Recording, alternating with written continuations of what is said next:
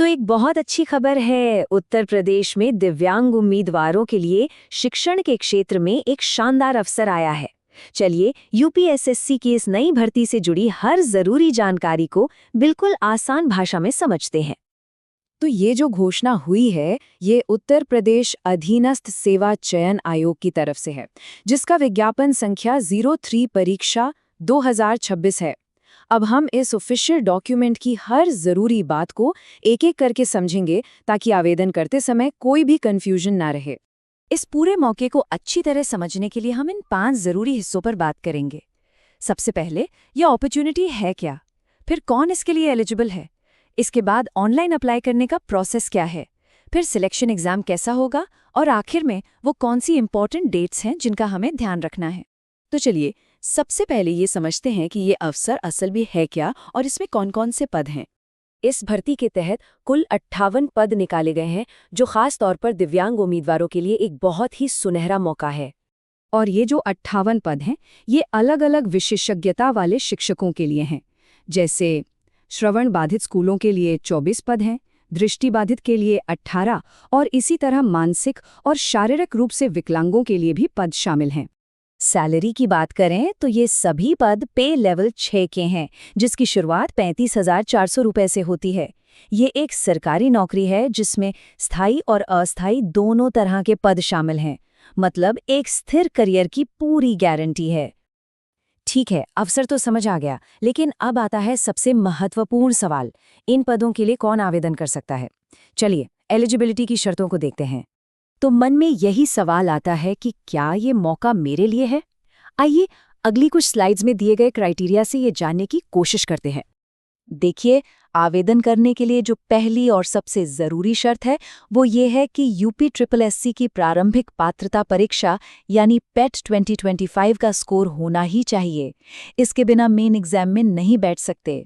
यह भर्ती कई तरह की दिव्यांगता श्रेणियों के उम्मीदवारों के लिए है।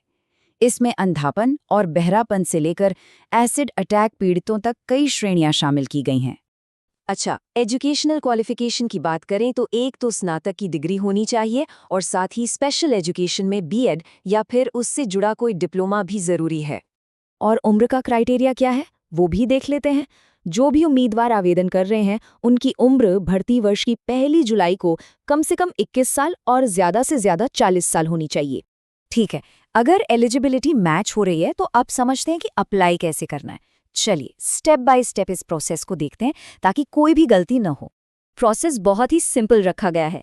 अपने पेट 2025 रजिस्ट्रेशन नंबर से लॉगिन करना है।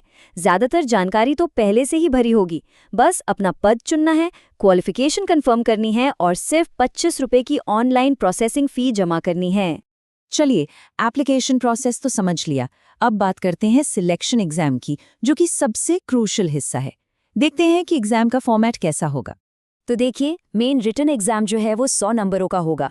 इसे 3 हिस्सों में बांटा गया है, लेकिन सबसे ज़्यादा वेटेज मतलब 65 नंबर आपके स्पेशल नॉलेज को दिया गया है। ये चार्ट तो और भी साफ कर देता है कि एग्जाम का 65% हिस्सा विषय से जुड़े ज्ञान पर ही आधारित है। मतलब सिलेक्शन की चाबी असल में यही सेक्शन है।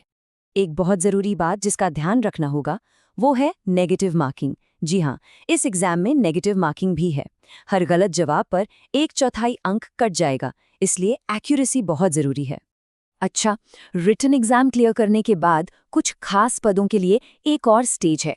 उम्मीदवारों को एक क्वालिफाइंग टेस्ट भी देना होगा, जो साइन लैंग्वेज या ब्रेल में हो सकता है। पर याद रहे, ये सिर्फ क्वालिफाइंग है, इसके नंबर नहीं जुड़ेंगे। और अब सबसे आखिर में वो तारीखें जिन पर खास ध्यान देना है, जिन्हें बिल्कुल नहीं भूलना है। इन तारीखों को कहीं पर नोट कर लीजिए।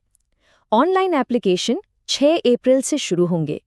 फॉर्म भरने की आखिरी तारीख 27 अप्रैल है। और अगर फॉर्म में कोई सुधार करना हो तो उसके लिए 4 मई तक का समय मिलेगा। पर आखिरी तारीख का इंतजार बिल्कुल मत कीजिएगा। तो अब सारी जानकारी हमारे सामने है, सवाल सिर्फ एक है, क्या इस बेहतरीन मौके का फ़ायदा उठाकर अपने टीचिंग करियर को एक नई दिशा देने के लिए हम सब तैयार हैं?